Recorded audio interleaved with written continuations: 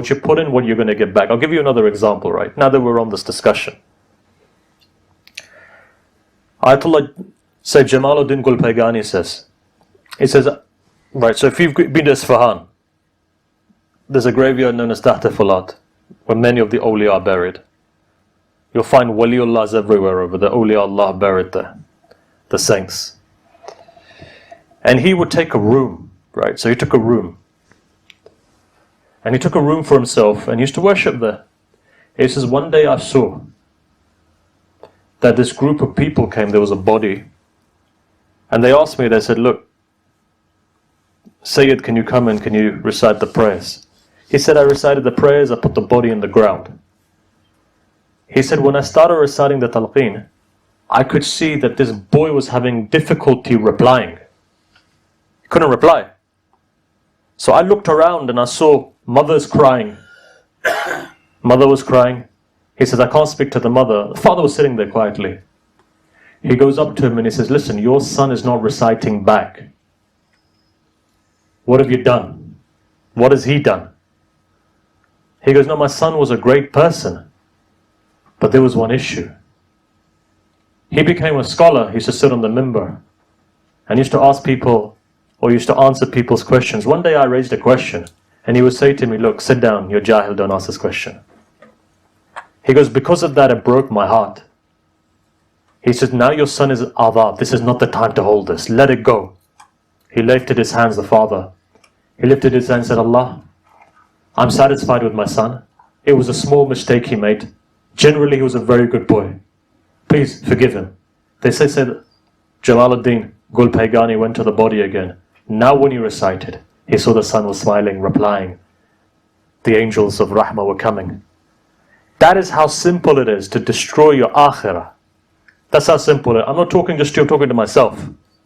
Because obviously, none of us are born through immaculate conception. We all have parents. We all have a responsibility to them.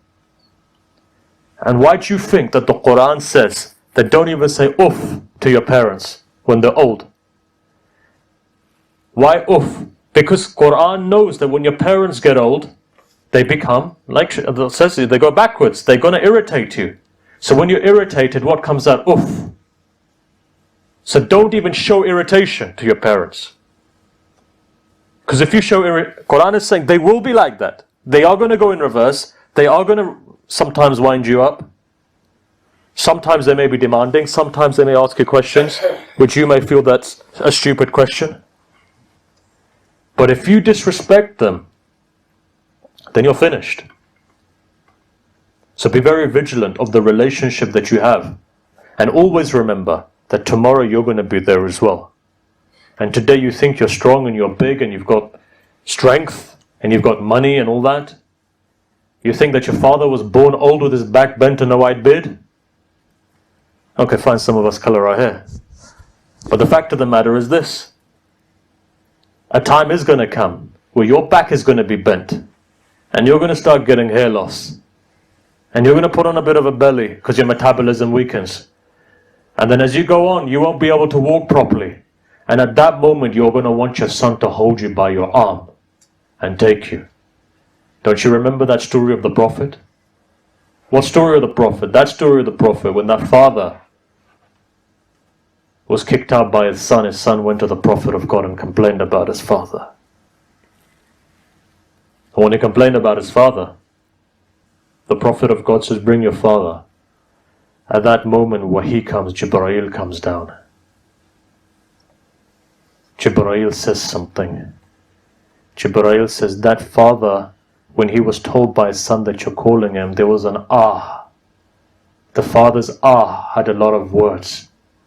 The father was saying something to himself. He was saying that, son, when you were born, I would clean your rubbish. I would wake up at night time. I would go to work just for you. I would feed you and I would stay hungry. And as you started to grow strong, I became weaker. And as your back strengthened, my back bent. I was looking for a time to come where you would grab me by the arm and take me. But that time hasn't come. If you don't look at me as a father, at least look at me as a good neighbor of yours. He was heartbroken. They say when this man comes to Rasulullah with his father, Rasulullah told him to go away. He says, how can you? Why? Because Rasulullah is rahmatul alameen, this father is old. So look, be very vigilant when it comes to your fathers. Be very careful when it comes to your mothers, right? So anyhow, to come back to what I was saying,